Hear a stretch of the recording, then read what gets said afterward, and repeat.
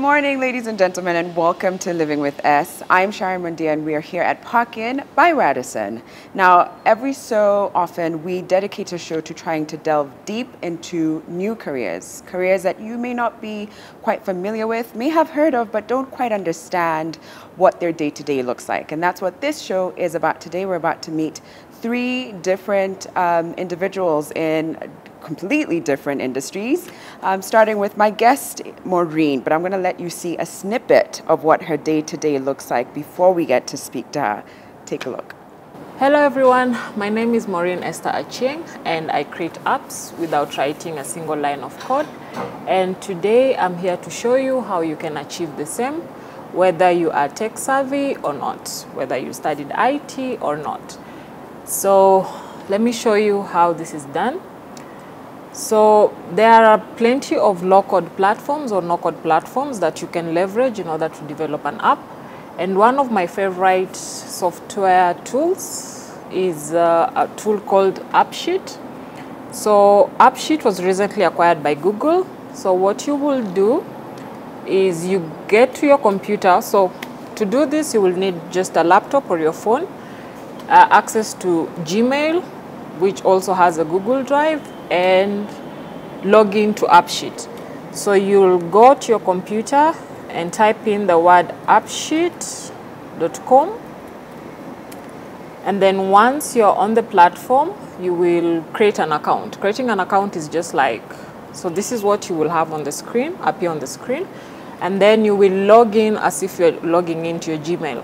But for demonstration purposes, I have already logged in, I've already signed, I already have an account.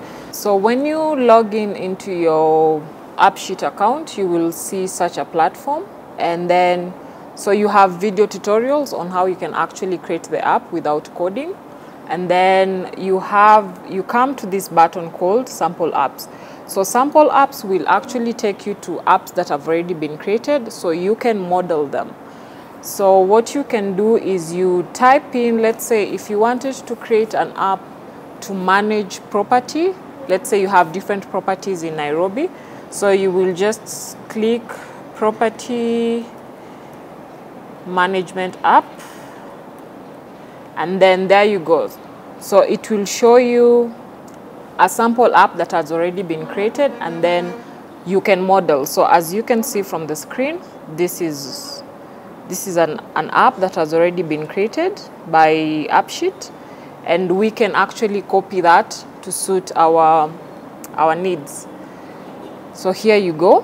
So what you will do once you are on the AppSheet platform, you can either click copy and customize, or you look under the hood. So the button for looking under the hood is, it actually shows you how the app was created from the beginning. And then, but the most important thing, because you're going to create your app from a Google Sheet, the most important thing is you come down here and press data. So data, it will give you how this data was actually entered into a spreadsheet in order to create this app. So you study the data, which is just like the name, email, the unit number, apartment type, address, and all that. And then you actually copy the same information into a new spreadsheet. So to do that, you will go into your Gmail, you log into your normal Gmail, and then you will link it, you go to Google Drive. So for demonstration purposes, I had already done this. So what you have to make sure with AppSheet, when you are copying information, if it is in bold, the first column has to be in bold, because the information that you feed in the Google Sheet is actually what you will get in the app. So if you fill in sheet, then you will get out sheet. So you have to fill in the correct information. So the first column, name, email, you have to make sure all these are bold, because that is how the platform will interpret the information. And you just click on go, and an app is already being created in the background for you. So this normally takes around 3 minutes for you to have the first version of your app.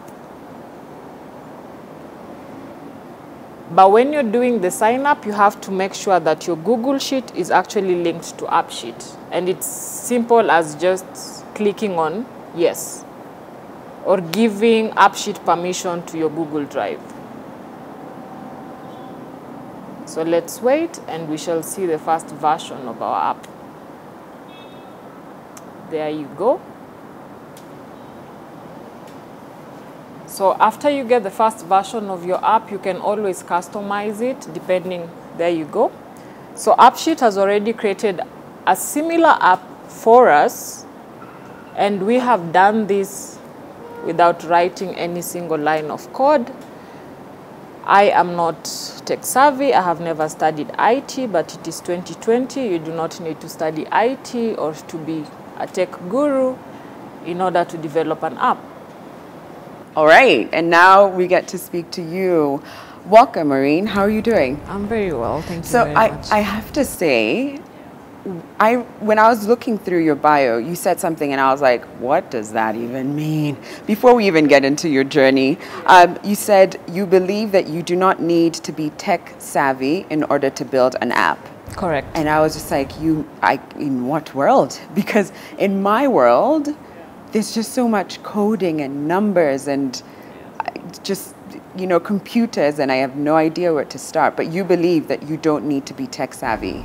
Well, it's 2020 and there's been a revolution in the software industry. So they are no-code software platforms that you can actually use as long as you have basic computer knowledge, and that is drag and drop, copy and paste, or fill in a spreadsheet. Yeah. And then those no-code platforms, they convert the information in your spreadsheet into an app within 5 minutes, depending with the information that you input in the spreadsheet. And some of those no-code platforms are like AppSheet, which actually use Google Sheets to create an app from it. You also have Glide.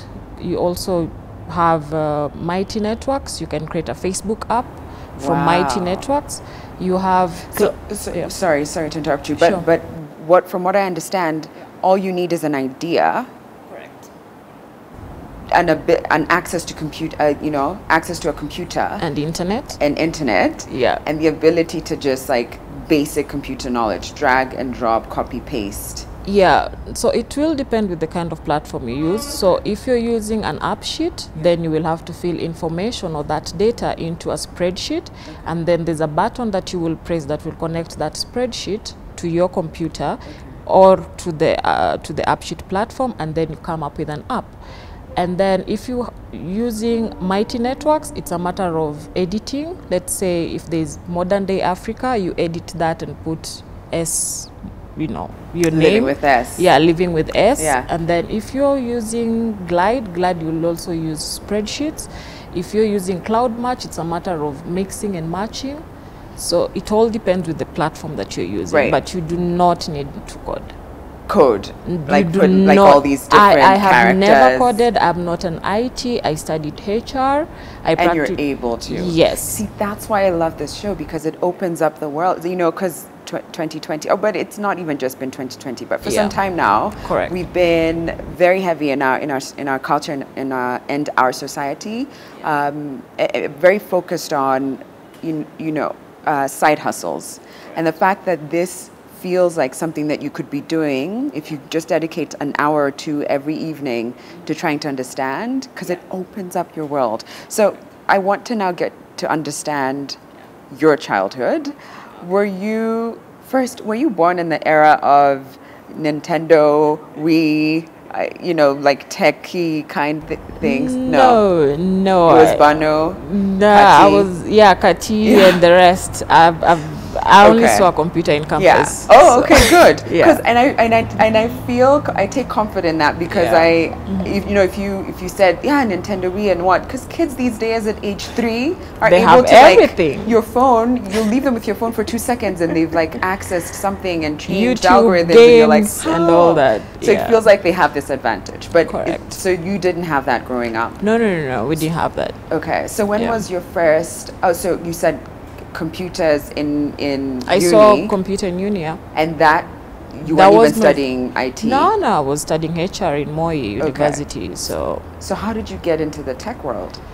Well, it's a long story, but I'm going to try and make it short. So I was just doing entrepreneurship, and my first business failed, my business partner left, and my brother fell ill. My brother, he was born with cerebral palsy, and I was doing something to try and help him, because kids like him go through so much. They take medication after every 6 hours of their life. And so his liver started failing, and he had to go through so much medication, and to the extent that medication had to be administered through his rectum. And just seeing him like that made me do so much research, and I came about hydrogen water. But hydrogen water is very expensive, and you cannot just import it from US to here. It's very, very expensive.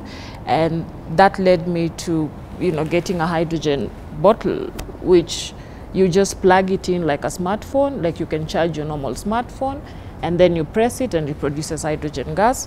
And it helps kids like him because it reduces the oxidative stress. But that is a story for another day.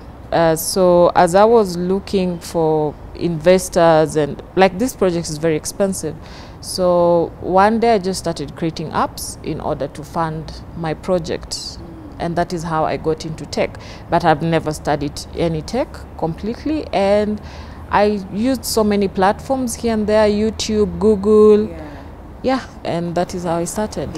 What do they call it? The University of YouTube. Yes, University of YouTube. University of YouTube. Yes, you get all the information. But it's a bit confusing, but it's a good place to start. Right. Yeah. So what was the first app that you built? Well, so many. I had so many apps. One was a water delivery app. I'm really into water, but that didn't take off because I did not understand the business side. When you're creating an app, there's the hobby side and there's the business side. So when I was creating apps, I had a bunch of apps because I was also practicing. So I would move from one platform. The first app I created was on Bubble, a platform called Bubble, so bubble.io. But when you're just starting as a non-tech person, it's very complicated. It's a drag and drop, yes, but you need to tell the platform what you're actually dragging and dropping. So if you're just starting, it's very, hard or difficult to understand. However, I built so many platform apps, but I didn't monetize them. And that is also something that you should be thinking when you're developing an app. So and is the key to monetize it immediately, or to gather numbers and then consider monetizing it?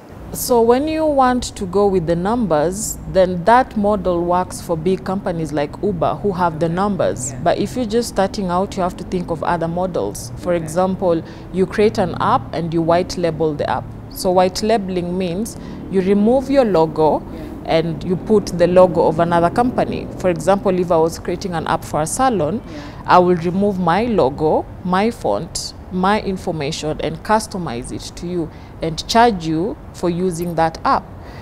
And so you were creating apps for other people? Correct. Okay. So like for businesses, if you want an app for delivery or you want an app for managing your clients, so that is what I do. I white label the apps. So I create the app for you, you give me your idea, and then I remove everything of mine. I don't take credit because then, So you create it to their specifications? Yes, and then that is how you monetize, and then you charge for it. Got it. Yeah. So what has been the most challenging part about your no-tech techpreneur journey?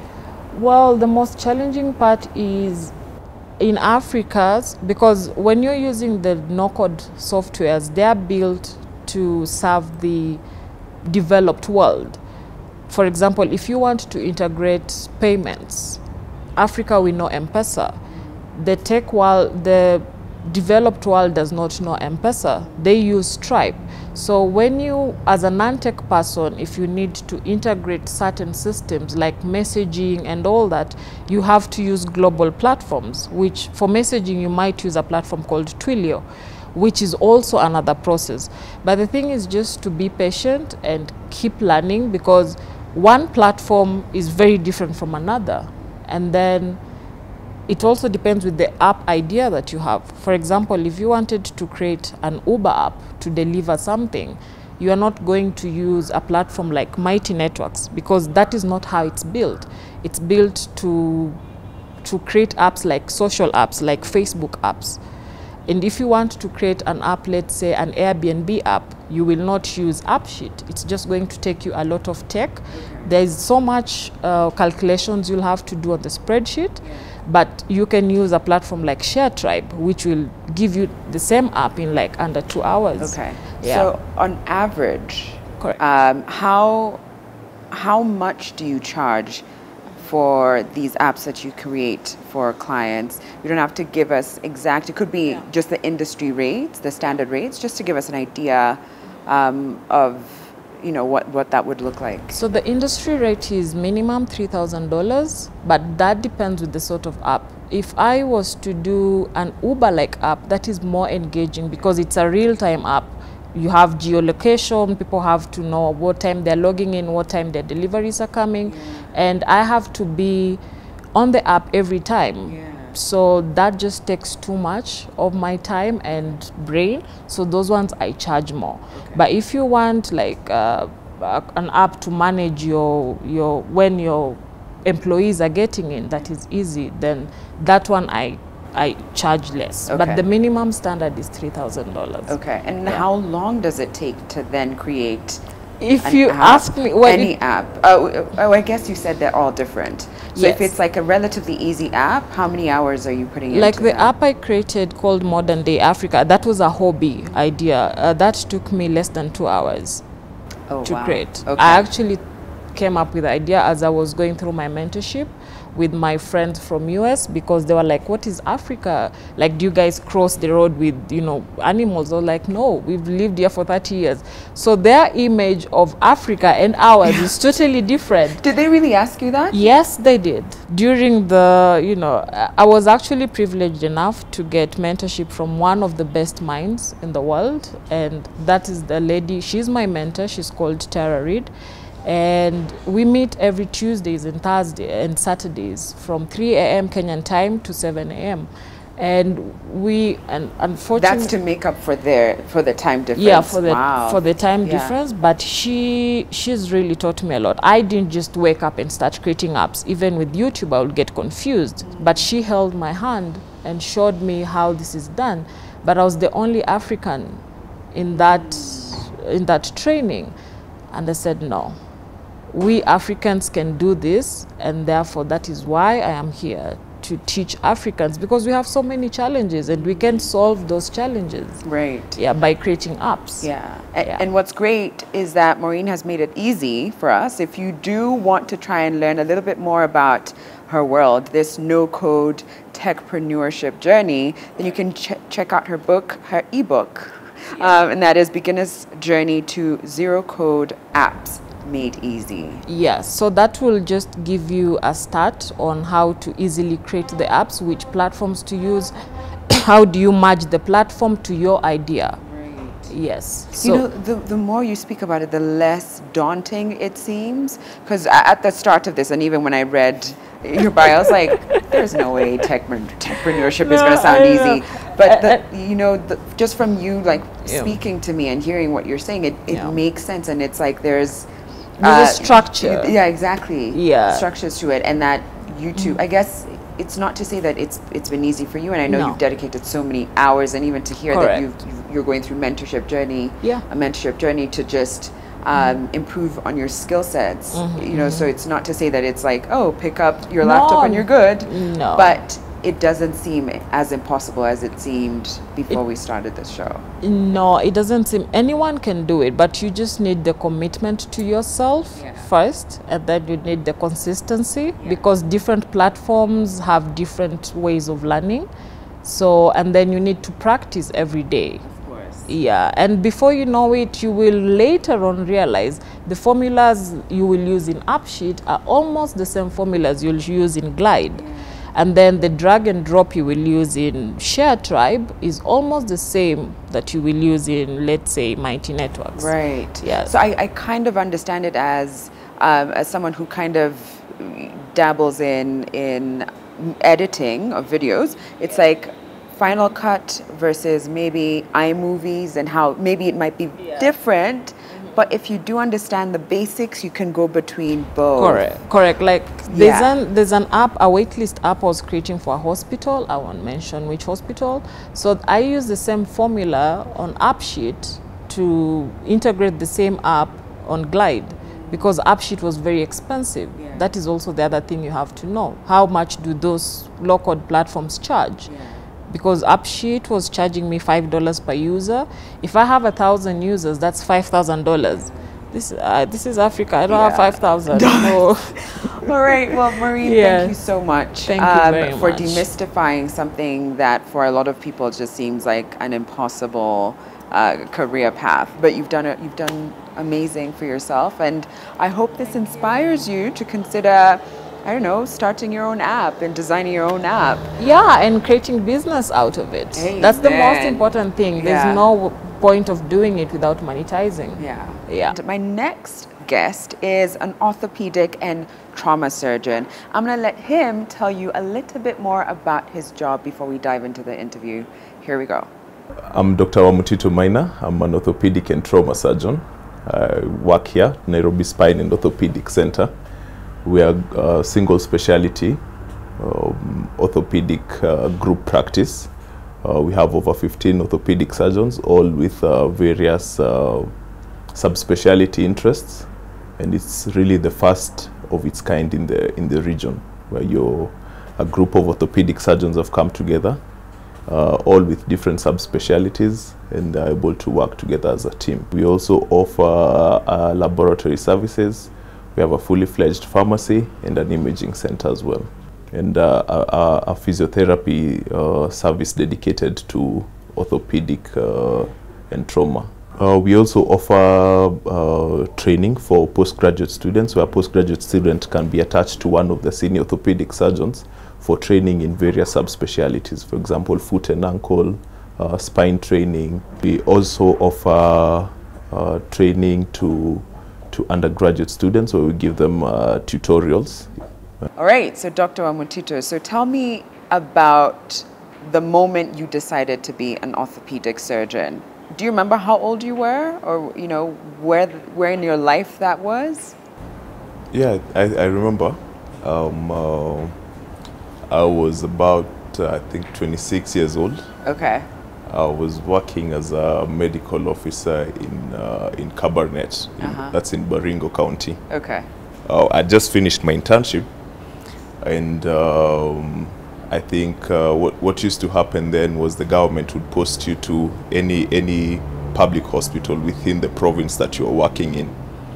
So I got a posting to Cabernet District Hospital, and initially I was very scared. Yeah, why? I had never been to Baringo. Okay. I think the farthest I'd been was Nakuru. Okay.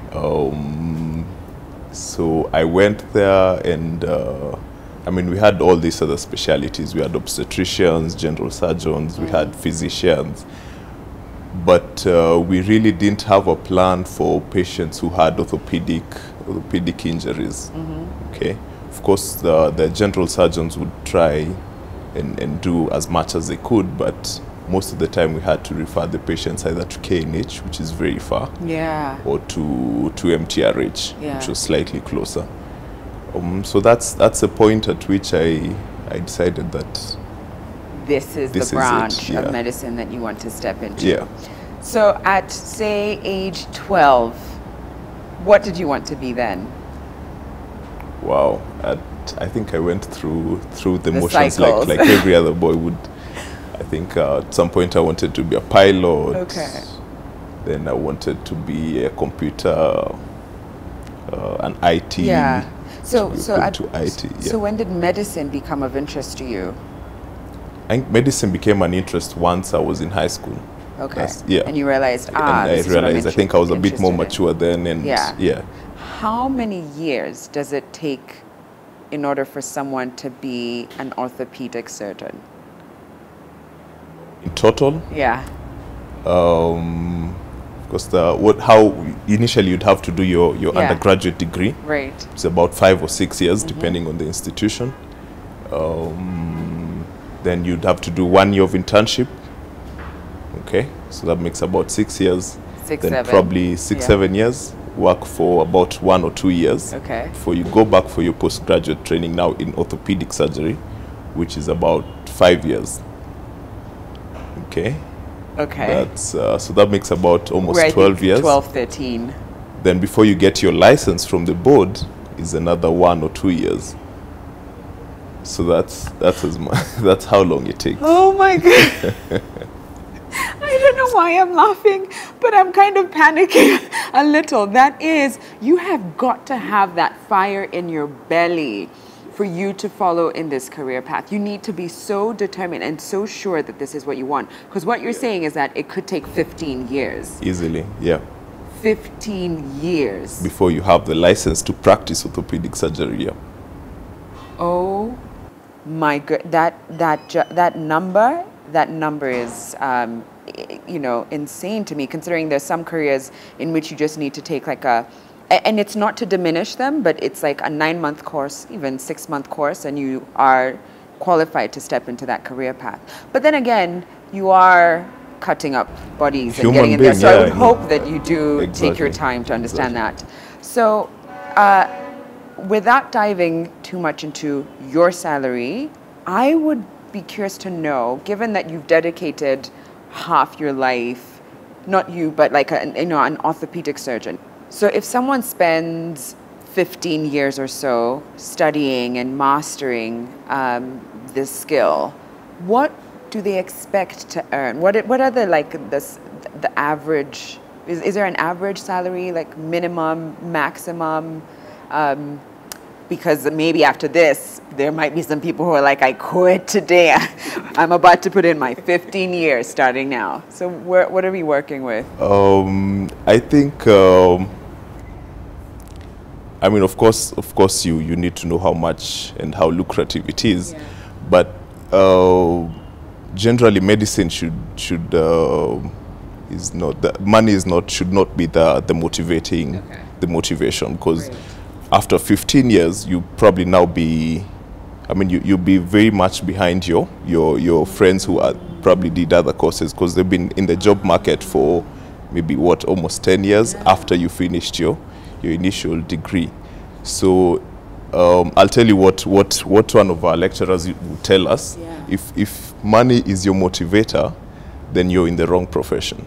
Okay. However, once you finished your masters, once you're a qualified orthopedic surgeon, then you'll be comfortable. Yeah. Okay, comfortable. That's what we're going with. But that's an interesting point that you've just made in understanding that you'll be watching your peers, people that you kind of left high school with, start their careers, buy their cars, and meanwhile you're just fully focused on this. So you really have to be, that's a good point. You really have to be very dedicated, yes. Respect that it shouldn't be about the money, although I imagine you'd be, like you just said, you're going to be comfortable afterwards, but that you need to be in it for the right reasons because you're genuinely passionate about it. So I know that you've taken a special interest in spine surgery and prevention of sporting injuries. So what does your day-to-day look like? What do you do as an orthopedic and trauma surgeon? Can you take me through the process of you've got a patient and what do you do? Okay. So I think that I would probably categorize patients into two. Okay. So there are the outpatient clients who walk into your clinic, and there are patients now who are already admitted in hospital. Okay. Most of the patients we have are probably the outpatients. Okay, so you're seated in the clinic, patient walks in, of course you take a short history, find out what the problem is, and for most of our patients in orthopedics, pain is usually the main reason why they come to us, pain and deformity. Okay. So you want to try and delve a bit more into their life and see how this pain is affecting their day-to-day life, okay? Because they're otherwise okay. I mean, they're physically they're fine, okay? but they're having this pain that probably is disturbing them, and they're unable to attend to their day-to-day activities. Then, of course, from that, now you decide what type of investigations to do, get to the bottom of this pain. That could be imaging, X-rays, MRIs, and all that. Sometimes we do also blood tests, okay, find out if there could be anything else, okay. Then from there, now we formulate an action plan, okay, in terms of how best do we help patient deal with the pain. Yeah. Right. So do you perform surgery every day in your career? Because you've been an orthopedic surgeon for 3 years now, right? Yeah. So is that something that you go in and you know, on average, maybe 5, 6, 7 days a week, you're going to be performing surgery? Yeah, perform surgery quite a lot, yeah. Yeah.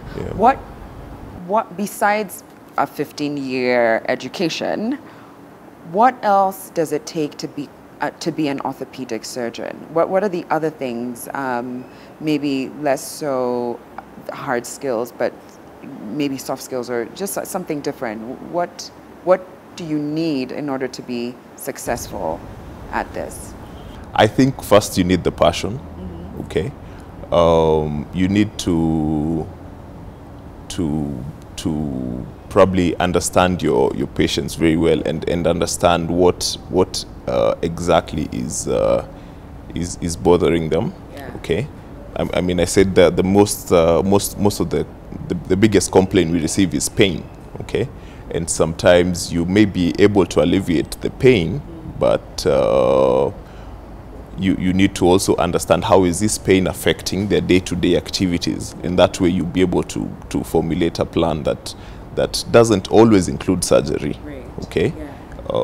but if surgery is one of the options, then yeah. Okay, then you go for it. Then you go for it. Yeah. So you must speak, I mean, in your profession, you must end up speaking to a lot of people who have gone through tremendous amount of trauma in their lives.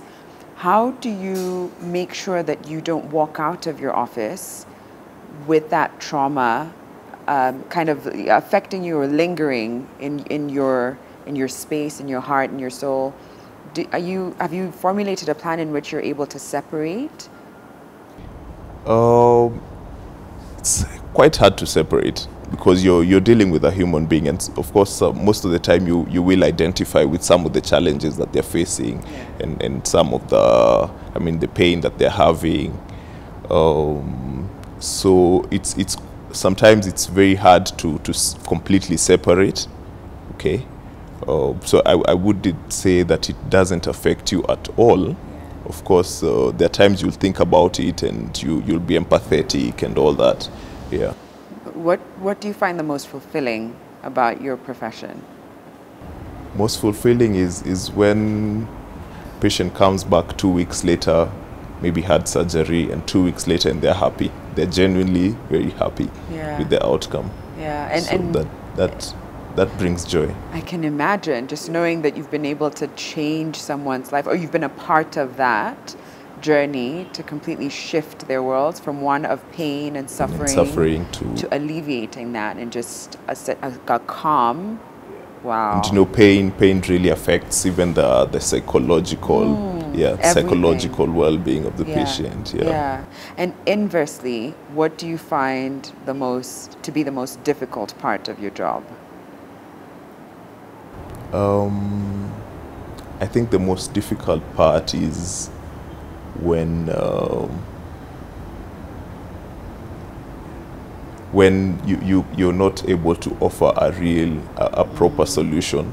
Okay, and sometimes that happens where maybe patient has pain, but you're probably, through your interventions, through surgery, through medication, you're not able to completely offer them a permanent solution to their pain, and that So have you found a way in order to not attach that to how successful you are as a doctor or how good a day was? Have you been able to separate so that you know, I did my best, that's all I could do? or do you kind of carry that with you sometimes? Of course, as a doctor, you always try to do your best. Yeah. But there are times you wonder, is there anything that you could do differently? Was there anything, so you always have to keep reading and consulting your colleagues, find out, is there anything else that I could do for this patient? Yeah. Yeah.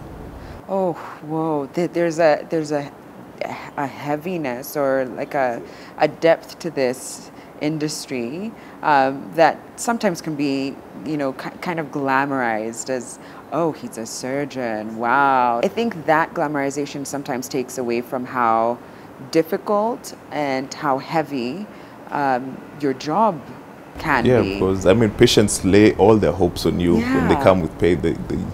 They're literally giving you their lives, and they're like, you just sort this out for me, please. Oh, wow. Yeah, so I have so much respect for you. So thank you so much, Dr. Wamutito. This was an eye-opener. Someone whose Instagram page you may have come across at some point. I know I have for sure when I'm searching for swimsuits. Her name is Nima, and I want you to hear and see some of the products from her. So take a look at what she had to say. My name is Neman Kathakinoti. I'm the founder and CEO of Ohana Family Wear Limited. And our flagship product is Ohana Swimwear, which is African print swimwear. So basically, we design, manufacture, and sell swimwear that is inspired by African culture. And I have some here. So in Ohana Swimwear, what we do is we combine the latest colors, prints, and fabrics to create modern designs that are influenced by emerging international trends as well as the African culture. I have some samples here with me. So for instance, this is Zara Bikini.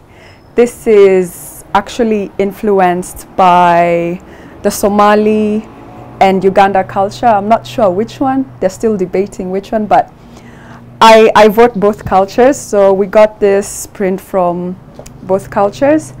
And then we have the Kisanet one piece. So basically for this, what we did is we just played around with colors and prints, and voila, we created magic with this one. And then our latest and one of my favorite designs is this Ifra set collection. So Ifra in Quran, it means joyful and delightful. So that's what I was hoping this modest swimwear will bring to our new category of customers. And that's why I was very, very particular in the colors and prints. So you can see it's kind of like the sun and joy, and it's just bright, and that's what we represent in Ohana. So it has the matching leggings and the turban as well. And we have the shorts for guys. So we didn't forget about our men. For this one, it's basically the shiki print that we mix matched with the colors to come up with a cool design. And we have matching but different color as well. So with the shorts, you could easily pair another his or hers collection, and all our swimsuits, they're until size XXL, which is double XL. For the men's shorts, it goes until size 40. For the female swimwear, it goes until size 24. We have a variety of swimwear. At Ohana Swimwear, we never run out of style, so be sure to check out our social media platforms, our Instagram at ohana.swimwear, Facebook Ohana Swimwear, our website www.ohanafamilywear.com. Nima, it's so nice to finally meet you. Nice to meet you as well. So it's interestingly, I have to say that we do have a mutual friend in the fashion accessories business industry, and he was like, "Oh, Sharon, you need to meet Nima. Like you have to make it happen." I'm gonna say his name. He's Mark. And Mark was just like, "You have to meet her. She has such like zeal for life, and he had such great things to say about you." Oh, so bless him. Yeah, so it's so lovely to finally get to sit down and meet you. So yeah, I genuinely have been one of those people who's come across Ohana Swimwear on Instagram several times. So tell me the backstory behind that. Okay. So for me, I started it in 2017, late 2017. I was planning a trip with my friends. I was just about to finish uni. It was like 1 semester, 2 semesters left. And we were planning our Europe tour just for that final semester. And at that point, I was starting to look for unique pieces to carry abroad, and especially African prints. So and that's when, and it was during summer, August is during summer abroad. So I'm like, okay, fine, we have all this African print clothing, shoes, everything, but there was no swimwear, which I found it odd. So I was like, I started looking everywhere here. I went to all boutiques, I went to online shops, and you know, swimwear is very intimate, so like, you cannot buy a secondhand, you have to buy. Even if it's expensive, I don't mind because it's very intimate. So afterwards, I was like, wait, why don't we have that here? I started searching abroad, and I'm like, other countries, they do, like I know West Africa, it's very, they're very proud of their print and they do have it. So I was like, how do we not have our own print? And that's when the idea came, but it didn't come as a business, it just came from my own frustrations. Exactly, frustrations of finding something unique and really classy, and I can be comfortable and feel really proud. Exactly. So that's when I actually ordered one piece from abroad, the African print, and there was this company you can custom make, so I wanted to change a bit of stuff just so it can fit me. I'm a bit curvy, so it can fit me. And once I got it, everyone was like, where did you get this? Where did you get this? And I remember I told my dad, I think I have a business idea, but I don't know if it'll work. Okay. I want to start selling swimwear. And he was reading his newspaper. He was like, I think just finish school, get into the job market, and then we'll explore. Yeah. You can explore that. Typical parent response is like, don't quit school yet. Exactly. And then who sells swimwear? Yeah. Who does that? Do we even swim? You know? Yeah. No, I get that. Kenyans, I get that reservation. Exactly. So I was like, okay, cool. So I wore, when the swimwear came, I wore it one day as a bodysuit, just as a top with the jeans. And then I told my dad, this is actually the swimwear. And he was like, this is very unique. I've never seen anything like this. Let's try it, but first do your due diligence. And then let's see if your friends will buy. Not just saying they will buy, but if they actually put money. So I posted on my personal Instagram and people were ordering, and that's when it just grew from there. But my dad advised me to first start as a franchise just to see if there's a market. So I didn't start with my designs.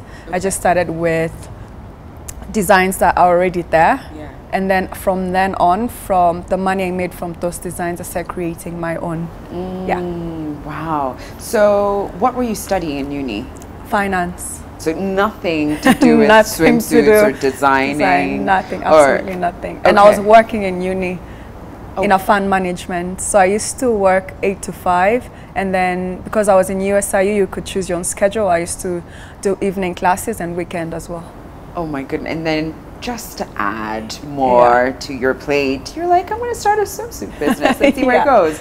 So at which point did you realize that you're onto something? Like how many pieces had been bought, or what had happened for you to be like, oh, I think I need to put more money into this?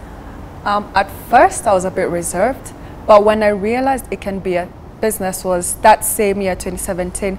It was the first year they were doing the Diani Beach Festival. And I remember at that point I was trying to reach out to everyone because I took a loan from the bank. My dad helped me secure a loan from the bank to bring different designs. And I was trying to push it as much as I can, and nobody is responding. It's new, nobody knows about this. So one of my friends who had bought, the girlfriend is an influencer. So when she posted and she tagged, I didn't even tell her, I was just surprised. She posted, she was like, I really like this piece.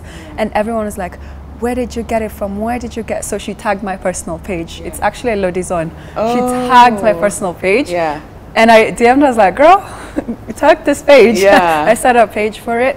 And when she tagged Ohana, the founder for What's Good Studios reached out, and Diani Beach reached out, and I went with the pieces. They sponsored me to go for the festival, and all the pieces sold out there. So I was able to pay back the loan within 3 months. And that's when I got out the money to start. That's why you've seen now different designs that are unique, that are not out there. and that's how I got the money to continue creating and do now my own personal designs. And now you've seen I've even brought the modest swimwear for Muslims. Which I want to get to in a second. But first, I want to understand what was the starting capital? How much was your working capital when you first started? I didn't borrow a lot because they don't give you a lot, especially if there's no proof of, hence why my parents were guarantors. But I did about $500,000. Okay. Yeah. Okay. Quarter to half. Yeah. Just in the middle, somewhere in the middle. I had to calculate everything. Yeah, and within 3 months you were able to pay I was that able back to pay back because of the interest in your swimsuits. Yeah, and it was the first African print design in Kenya. It's actually the first. Yeah. Interesting. So you also riding off of that excitement. Everyone. And it was December, and it was Diani Beach. All these foreigners are coming, and they had a huge audience, and I was there I didn't even go on holiday with my family. Wow, because I was just working the entire. I had to capitalize on that. Yeah. So do you design all your pieces now? And if so, where did you learn that? First of all, I'm a businesswoman first. Okay. And designer second. Okay. And the designs, it's just crazy because it comes to me because when I was at Diani Beach, I get inspired by different things. And that's when I designed the first men's shorts. After the festival, I go back to the hotel and just look at what were people wearing, what looks really cool, what goes with these colors. And I just come up with crazy prints. But now at least I've incorporated someone else to help me with the design. So we collaborate creatively for now. But initially I was just doing everything. I'll just come up with colors and just try and see what works, what doesn't work. And then prints, because mine are inspired by different cultures. So I'd see which culture and which prints goes, And I like what you've just said, that you're a businesswoman first and a designer second. And it allows, at least from my understanding, it allows you to step back, have someone else who has maybe a bigger passion or understanding in that field to step in, but you're still running with your ideas and shaping it. I even hired her to come help with the design because it's her passion, and many people reach out to me. I've hired different people who are passionate about, and that's why it's that's why I'm here with you now. So what do you think has helped make your business model quite successful? What are some of those tricks up your sleeves that you don't mind sharing with us? Yeah, for me, I think it just stems even from just the core values for my company and my brand, because the meaning of Ohana, it lies on the essence of a larger family. You're not necessarily related by blood, but people are connected by genuine loyalty, support, culture, and love for each other. And that's what I think, that's worked for me, because it's my friends who've pushed the brand. And if you notice on our page, we feature everyone. So if you buy, you're so happy to be associated, you tag the brand, people reach out. So I think that's and that's free marketing. So that's really, really helped me.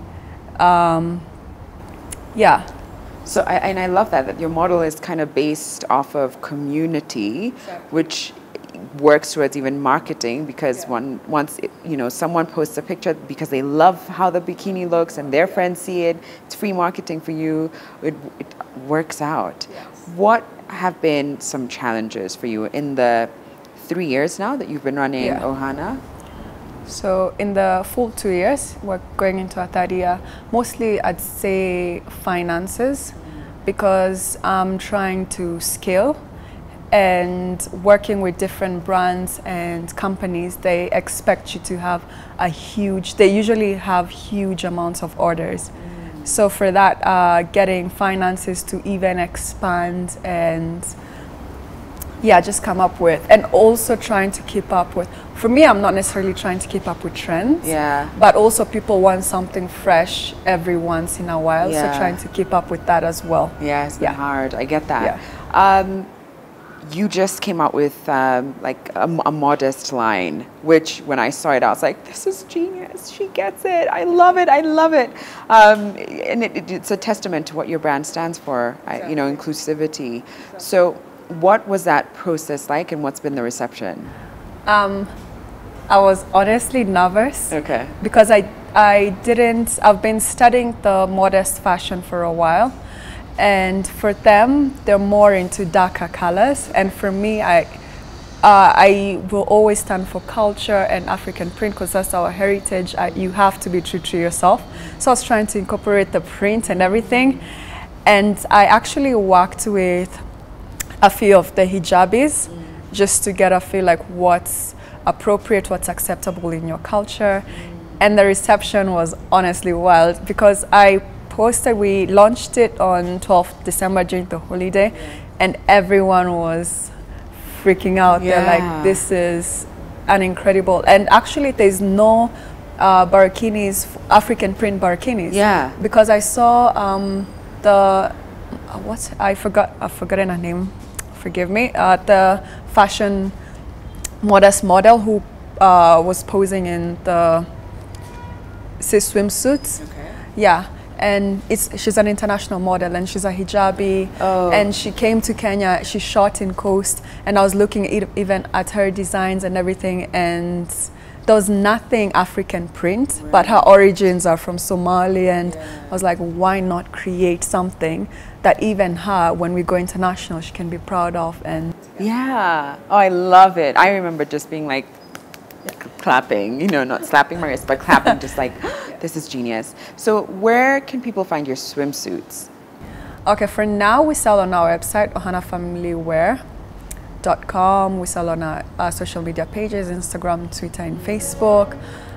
We have them at Temple Point Resort, Watamu. We recently got a deal with Tuskys, the different branches. And we're currently working with different hotels. You'll see as we will soon reveal once all the partnerships are done, deal.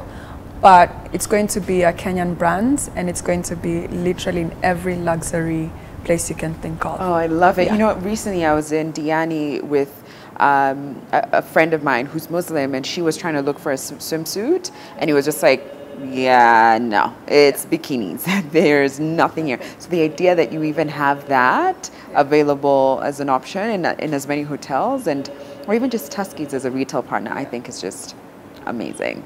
All right, thank you. This was lovely, and I see why Mark loves you so much and speaks so highly of you. Oh, thank you. And I wish you all the best, Nima. Thank you. All right, thanks for watching, everybody. I hope you enjoyed today's show and took inspiration from the different careers that we highlighted. We'll be back tomorrow at 9 a.m. Have a great rest of the day, and I wish you all the best with all the side hustles that you've got going. And if you happen to know someone or are in a career that you think would be worth showcasing on the show, please hit us up on social media. That's Instagram, Twitter, and Facebook. And across all platforms, it's simple, Living with S. See you tomorrow, everybody. Bye.